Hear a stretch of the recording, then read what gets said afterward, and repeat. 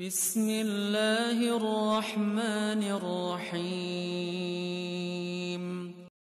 Assalamualaikum. Jangan lupa like, comment, and subscribe. Bye. Bismillahirrahmanirrahim. Assalamualaikum warahmatullahi wabarakatuh. Alhamdulillahi rabbil alamin. Wassalatu wassalamu ala asyrafil anbiya'i wal mursalin wa ala alihi wa ashabihi ajma'in. Raditu billahi rabba wa bil islami dina wa bi Muhammadin nabiyya wa rasulah. Rabbi shrah li sadri wa yassir li amri wahlul 'uqdatam min lisani yafqahu qawli. Allahumma ja'al jam'ana hadha jam'an marhuma wa tafarruqana min ba'dihi tafarruqan ma'suma. Kaum muslimin dan muslimat sidang jamaah subuh yang dirahmati Allah. Kita lanjutkan kajian tafsir surah Al-Baqarah. Sudah memasuki ayat 57. Kita menggunakan tafsir Al-Baydawi. Ini masih cerita tentang nikmat yang Allah berikan kepada Bani Israel. Walaupun kita tidak diberikan nikmat seperti Bani Israel, ayat ini juga memberikan pelajaran kepada kita. Wa fi anfusikum afala taqilun.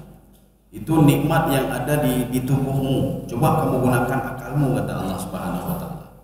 Ini kalau ada yang mengatakan saya tidak pernah diberikan nikmat oleh Allah, dia berpikir nikmat itu duit saja, Pak, duit jabatan. Dia tidak tahu masih bisa bernapas itu nikmat. Masih bisa makan dengan tangan ini nikmat. Dia tahu tangan ini nikmat ketika stroke untuknya murid ya, dia baru tahu diri. Seperti kata Imam Ghazali, seorang itu akan mengetahui sesuatu itu nikmat atau tidak ketika nikmat itu dicabut oleh Allah Subhanahu wa taala. Makanya kalau ingin tahu nikmat, bagaimana nikmatnya ginjal, tanya sama orang yang sudah gagal ginjal. Jangan tanya sama orang sehat, mereka tidak tahu. Ayat ini begitu juga, ini peringatan bagi Bani Israel. Begitu juga peringatan bagi kita. Jadi bukan untuk Bani Israel saja, untuk kita juga. Ayat 57, ini masih cerita nikmat yang Allah berikan kepada Bani Israel, itu keturunan Nabi Ya'qub alaihissalam, terutama pada masa Nabi Musa alaihissalam. A'udzu billahi minasyaitonir rajim. Bismillahirrahmanirrahim. Wa dhallalna 'alaikumul ghamama wa anzalna 'alaikumul manna wassalwa. Kulu min thayyibati ma razaqnakum wa ma dhalamuna walakin kanu anfusahum yadhlimun. Ini kalimatnya panjang. Kita terjemahkan pendek-pendek dulu. Ya, jadi per item. Item yang pertama, wa dhallalna 'alaikumul ghamam. Coba diterjemahkan. Dan kami naungi kamu dengan awan. Apa maksud kami naungi kamu dengan awan? Jadi awan itu ada dua dalam Al-Quran. Kalau disebutkan khamam, berarti awannya tidak ada air. Kalau disebutkan sahab atau ditambah tak marbutah, sahabah, bukan sohabah ya Pak, sahabah. Itu maknanya Pak, awan yang ada airnya. Ya, jadi seperti begini. Sadaqah. Sadaqah beda dengan sadaqah. Sadaqah bersedekah. Sadaqah persahabatan artinya. Ya, kan beda-beda. Jadi cuma di alif saja dia sadaqatun. Makanya beda bukan sadaqah. Yang betul sadaqah. Karena nanti kalau sadaqatun itu artinya persaudaraan. Sadaqatun sedekah. Begitu juga khamam. Khamam itu awan yang tidak ada airnya. Sahab, awan yang ada airnya. Maka salah satu mukjizat Rasulullah SAW, Rasulullah dilindungi oleh awan. Awan yang dimaksud adalah al-ghamam. Ya, al-ghamam. Ini awan apa ini? Rupanya 600.000 orang yang dikejar oleh Fir'aun yang melewati Laut Merah. Jadi ada 600.000 yang berhasil diselamatkan oleh Nabi Musa alaihissalam. Di belakang mereka ada 1 juta orang dari Bani Israel yang takut kepada Fir'aun dan suku Qibti yang takut kepada Fir'aun. Mereka mengejar yang 600 ini. 600 ini mereka selamat. Kenapa selamat? Karena sampai ke sebuah perkampungan namanya perkampungan Tih namanya. Tih ini di antara Mesir dan Yordania, Mesir dan Syam. Ya, Mesir dan Syam. Jadi makanya di perkampungan Tih air tidak ada, makanan tidak ada. Kemudian panas, pohon kayu tidak ada. Karena tidak ada pohon kayu, Allah mengatakan kepada Nabi Musa alaihissalam dan Bani Israel, wa dhallalna alaikumul ghamam. Kalian itu saya lindungi dengan awan. Berapa tahun? Imam Sya'rawi mengatakan dalam tafsir beliau, arba'ina sana, 40 tahun. Awan terus berada di atas kepala mereka. Anak perle bakai. Makanya seorang itu kalau sudah dekat dengan Allah, apapun diberikan oleh Allah Subhanahu wa taala. Tapi kalau sudah jauh, ya anak harap dah berdoa, anak harap dah berdoa. Ruh dah berdoa. Contoh seperti seorang memutuskan hubungan silaturahmi.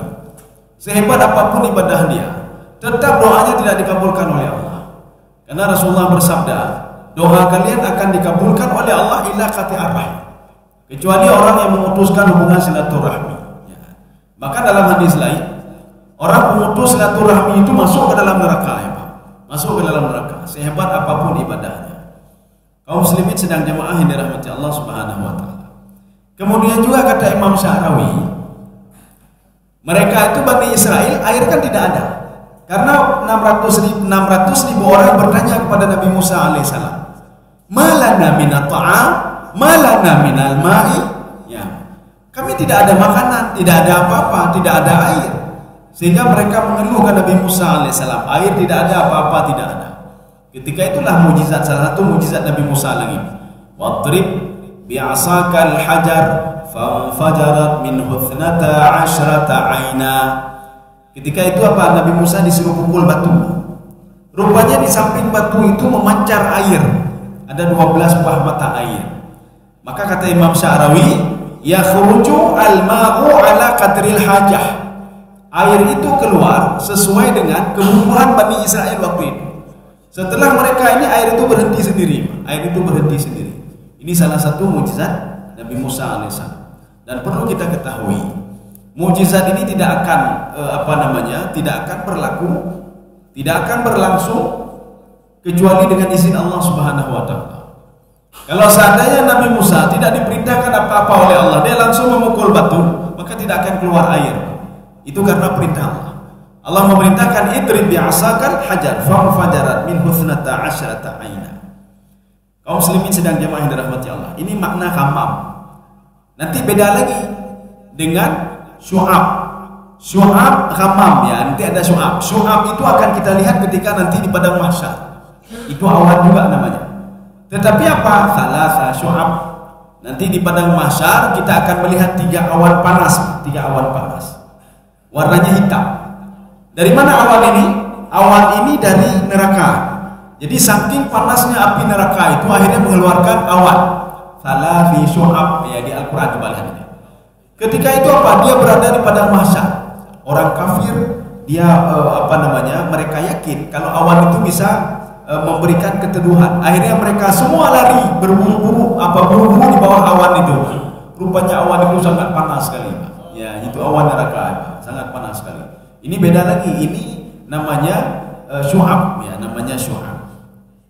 Ya, seperti di Timur Tengah itu ada hujan.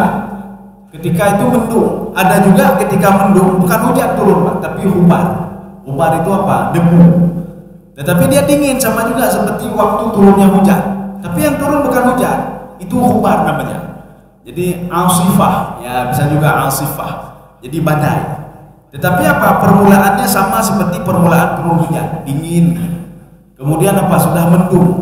Kita pikir mendung itu apa? Turun hujan, rupanya tidak. Mendung turun debu. Sehingga habis turun debu itu di rumah-rumah kita itu debu penuh semua. Dalam AC masuk debu. Ya, ini namanya hubar. Kalau ini ghamam. Ghamam itu apa? Awan yang tugasnya melindungi. Ya. Ini salah satu nikmat. Tidak ada awan yang mau melindungi sampai 40 tahun, tidak ada. Paling-paling melindungi kita sebentar, kemudian setelah itu pergi awan itu. Kaum muslimin dan jemaah yang dirahmati Allah. Sekarang kita lanjut. Wa anzalna 'alaikumul manna wassalwa. Ini salah satu nikmat lagi yang Allah berikan kepada Bani Israel. Coba dilanjutkan. Kami turunkan kepadamu manna dan salwa. Ya. Apa itu manna, apa itu salwa? Sebelum kita terangkan manna dan salwa, kita akan mengkaji dulu apa makna anzalna. Di dalam Al-Quran itu ada anzala, ada nazala. Di dalam bahasa Arab itu juga ada anzala, ada nazala. Maknanya kalau anzala turun sekaligus, setelah itu tidak turun lagi.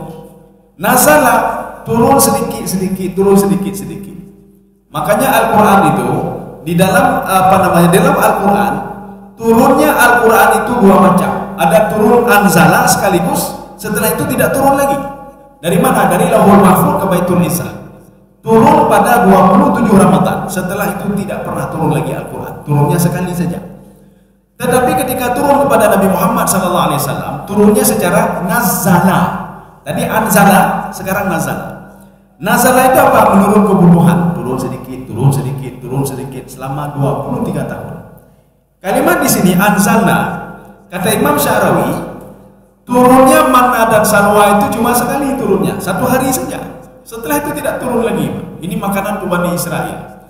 Dan mereka itu kata Imam Sya'rawi, wala yunkirunaha. Mereka tidak memungkiri dengan nikmat manna wa salwa itu. Cuma mereka sendiri tidak bersyukur kepada Allah Subhanahu wa taala.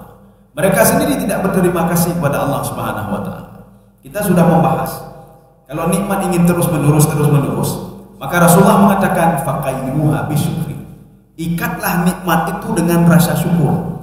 Kalau kalian bersyukur dengan nikmat yang sudah ada, getamah law, gejuk law. Ya, artinya Rasulullah menyuruh ikatlah nikmat itu dengan syukur. Kalau kita tidak mengikat dengan syukur, sama seperti kita beli kambing, beli lembu. Jadi kata Rasulullah seperti binatang liar. Ketika kita beli itu tidak kita ikat, maka kambingnya hilang, lari. Syukur begitu juga. Kalau kita tidak bersyukur terhadap nikmat yang diberikan oleh Allah, yang karena dijarok ada, kemudian jangan pernah harap besok diberikan lagi. Kalau kita tidak bersyukur kepada Allah Subhanahu wa taala. Jadi makanya wa anzalna 'alaikum manna wa salwa. Manna itu apa? Salwa itu apa? Ada yang mengatakan manna itu al-asal. Asal itu apa? Seperti madu. Dari mana turunnya? Dari langit. Bagaimana cara turunnya? Ya.